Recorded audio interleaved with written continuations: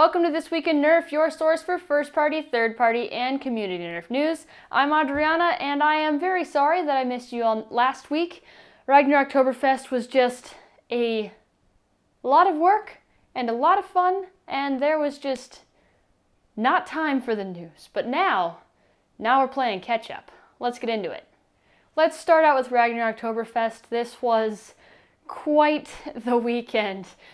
There were about 300 players over the whole weekend, so many different sections of the event, and I just had such a good time, and I cannot thank all of you enough. The attendees, the other organizers, and the other volunteers, the sponsors. It was an awesome time.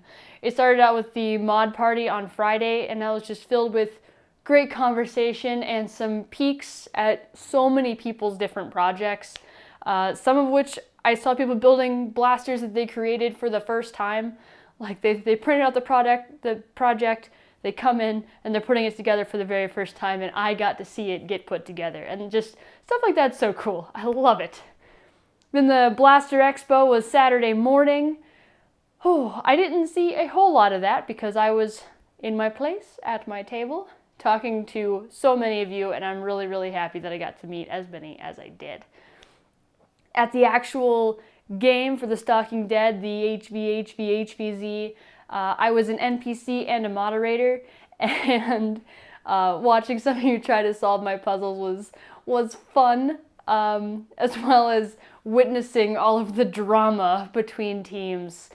It was pretty funny to watch alliances form and then immediately fall apart because there's a lot of people. You can't tell that many people that we're not going to fire on each other. It was really, really fun to watch. And then the boss fight at the end when the World Serpent comes out and the just collective ooh as it starts lumbering out of the darkness. It was so fun to get to witness. And even though I didn't actually play, I had a ton of fun. What little bit I saw of the Super Stock also looks super fun. I know Jamie does an awesome job running all of that. She does the E-Ban events, which are massive on their own anyway. So I know she did a great job with the Superstock events on such a cool map as that campus. Meanwhile, on the 5v5 field, there were 2 fields set up, a ton of tech, and a ton of hard work put into pulling this tournament together. It was so much fun. The competition was pretty fierce, but Dauntless came out on top, Null taking second, which is a team that was just pulled together from some people never played together at all. So that was really, really impressive to see. And there were some super fun games, both to play and to watch. I cannot thank you all enough for making that weekend as awesome as it was. And while I was at Ragnar Oktoberfest, I got to talk with Orange ModWorks and get their full vision of the cybertech ecosystem that they're working on. We talked about the upcoming blasters in this episode, but there is more to share now.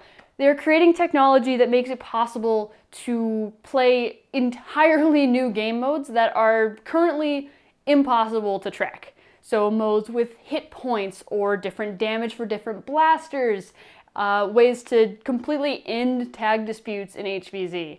And they're doing all of this with RFID, or at least a technology similar enough to RFID.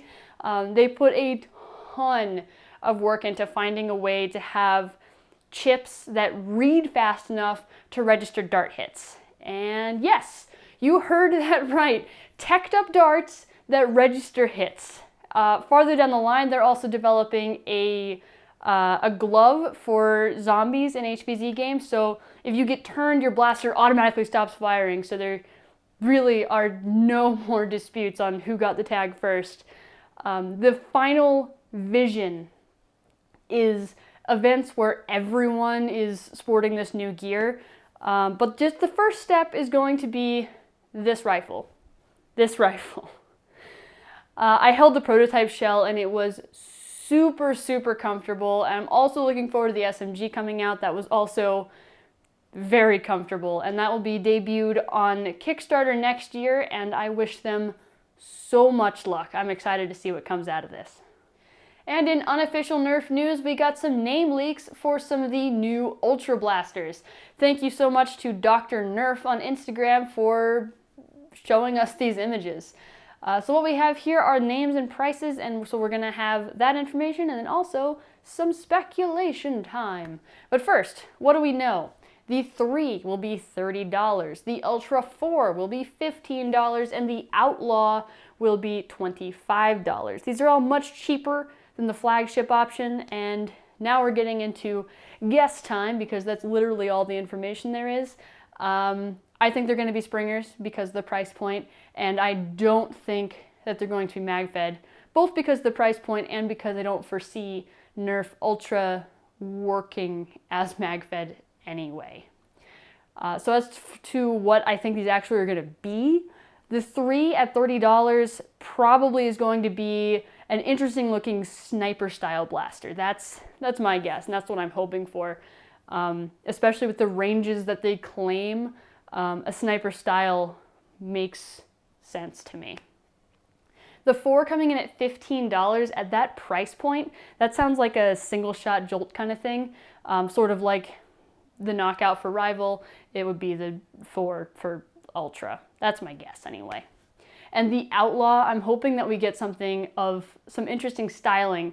I think something cylinder based would make the most sense for that. Maybe something like a Maverick or a Hammershot. That might actually be kind of cool. But overall, I'm just waiting and looking forward to photos and official announcements. Maybe you'll understand, with more blasters to look at, what kind of niche Ultra is trying to fill in the first place. There are changes coming to the licensing for Fusion 360. Now, Fusion 360 is a 3D modeling program, CAD program, that a ton of people in the hobby use because it's free and easy to learn and just so accessible.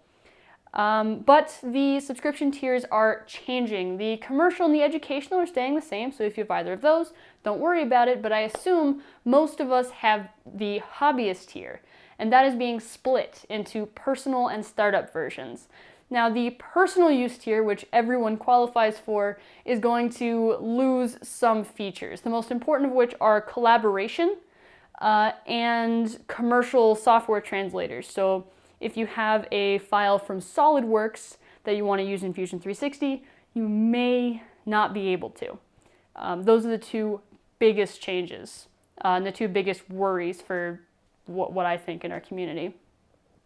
The startup version is a fully functional version, completely functional, but you need to apply and receive approval to be considered a startup.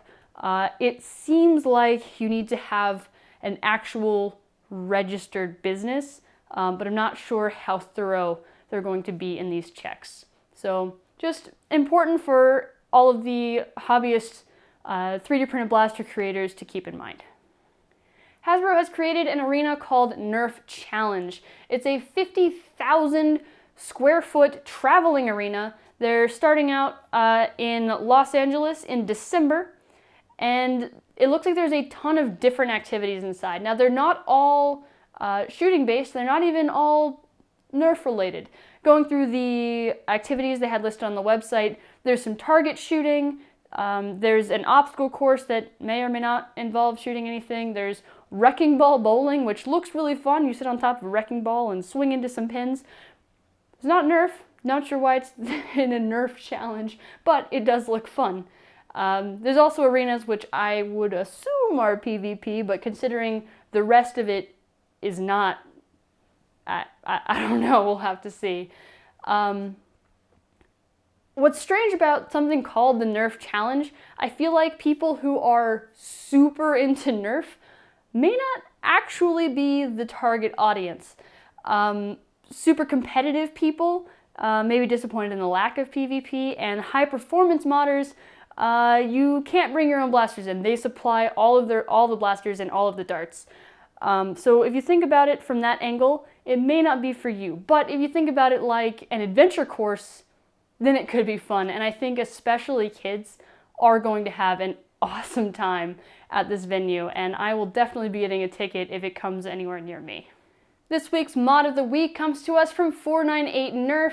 This is Matok. I'll be honest, I had to Google what that was. I am not a Stargate fan, especially early Stargate. It's rough.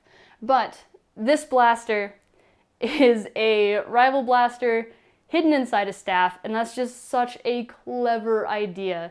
There's a blower in the base, and the rounds are stored all through the shaft of the staff.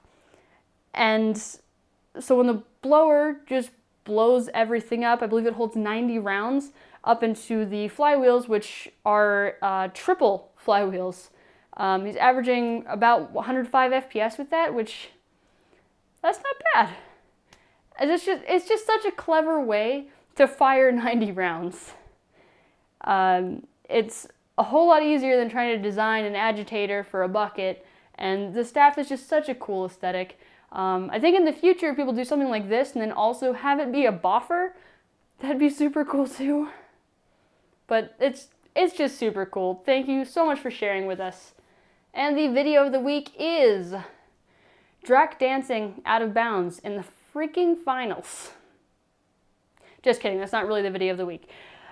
The real video of the week, I could not choose. There are so many to choose from, and I'm so excited about Ragnar Oktoberfest, so here is a playlist of all the fun that people had. I, again, cannot thank everyone enough for joining us and helping us make it a success. Oh, it was a good time. Watch all those videos. So I ran out of words to say. I guess that means it's the outro. And because I don't have words, I picked up a cat. That makes everybody smile. Except for Amelia. Amelia doesn't really like being held. She's good for now. So, I'll see you next week, Sunday, 10 a.m. Pacific. Like, subscribe, comment below telling me either your favorite part of Ragnar Oktoberfest or that this cat is cute. I'm amazed she's okay with me holding for this long. She doesn't normally like this. So I'm going to put her down before she gets mad. Bye! Same bat time, same bat. Stop making noise. Cats are so loud. Just like right now. Oh, she doesn't want to anymore. But, well, I suppose it is the outro. That means we're leaving. That means, oh, no, she's good now. Woo! But what I assume most of us were using are the...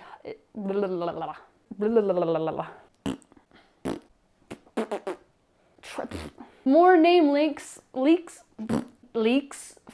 can't I say leaks? Leaks. Leaks, not links. I don't know. That's just weird. Yeah? You're gonna do that in the middle of my take? Rude. When it comes barreling in here chasing a piece of food. Tell me how your pets annoy you. Bye.